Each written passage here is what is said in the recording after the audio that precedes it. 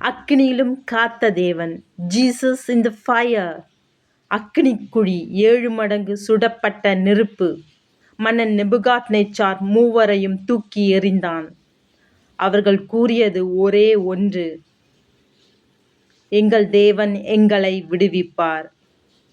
அவர் விடுவிக்காவிட்டாலும் உன் சிலையை வணங்க மாட்டோம். ஆனால் அடுத்த கணம் மன்னன் அதிர்ச்சி அடைந்தான். நாங்கள் 3 தள்ளினோம், ஆனால் 4 பேர் நடக்கிறார்கள். 4ஆம் நபர் தெய்வபுத்திரரோடு ஒப்பாயிருக்கிறார். அக்கினி அவர்கள் தொடவே முடியவில்லை. ஒரு தலைமுடி கூட சுட்டு போகவில்லை. கைகளிலிருந்த கட்டுக்கள் மட்டும் எரிந்துவிட்டது. இது தேவன் செய்யும் செயல். சூழ்நிலைகள் எரிந்தாலும், சோதனைகள் சூடானாலும்,